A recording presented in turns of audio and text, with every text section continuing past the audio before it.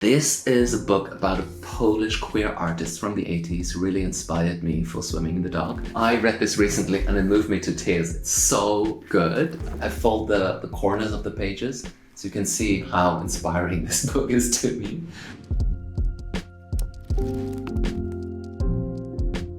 So this is quite a mixed bag, really. It's sort of a mix between books I really love, books I'm currently reading, and books I would like to read. I have a book that I found in Poland recently. It's about this woman I didn't know who lived with animals in the forest. A biography of James Baldwin that I'm currently reading. It's one of those books you don't want to read in one go because it's just too intense. He had such a complex and just such an intense life. So I'm just sort of dipping in and out of it.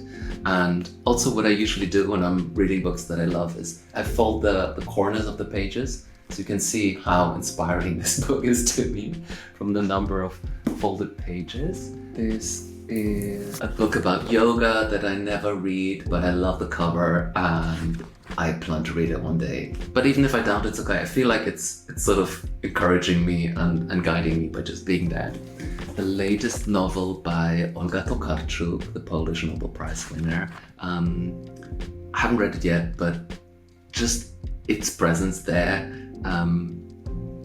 it feels like there's a friend sitting next to me, so I love having it next to me. This is my big magic, and you can see also from the post-its and from its date that I have been reading it many times over many years. An amazing book that I recommend to anyone wanting to live a more creative life, not just writers, really anyone.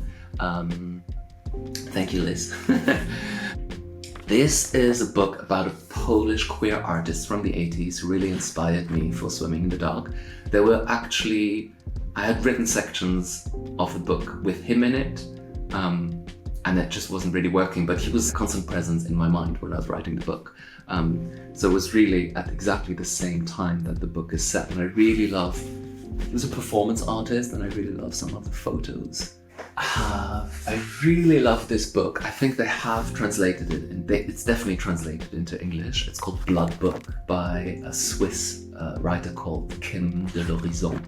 It's a queer writer, and it's really quite a groundbreaking and shocking piece of writing. He really manages to combine things that I've never seen together in one book. So he talks a lot about his family and about his ancestors, and he goes very far. He goes to, you're not really sure whether he's making it up or not, but he talks about witches in 16th century Switzerland, and he's sure that he's related to them, and he talks about his grandmothers, and then he talks about these like really quite extreme hookups that he has while he's researching the book, and he describes them in quite graphic detail, and it just melts these things, and it's really fantastic. And what he does with the German language is quite amazing as well, because he writes some bits of it with Swiss dialect, or in Swiss dialect, and then the last bit is actually written in English, which is also very weird because this is the German edition. And then in the end he has a translation of it, but he's just like, I need to write this bit in English. This is an anthology of queer Polish literature across the centuries, really.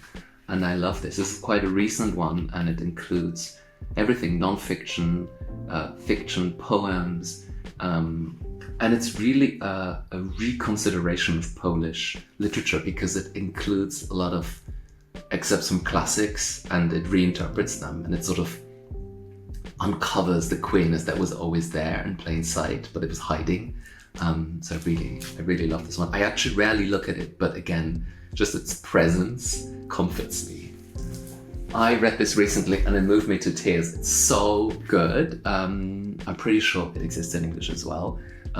So this is by a Finnish author, Mia Kankimäki, and it's about the different women throughout history that have inspired her, and it's about these exceptional women that were travelers or artists. She talks about her own life as well, and turning 40 and not knowing what to do, and she doesn't know whether she wants children, and it's sort of Eat, Pray, Love vibes to it, but then like a deep research into all these women So yeah, a very, very inspiring read.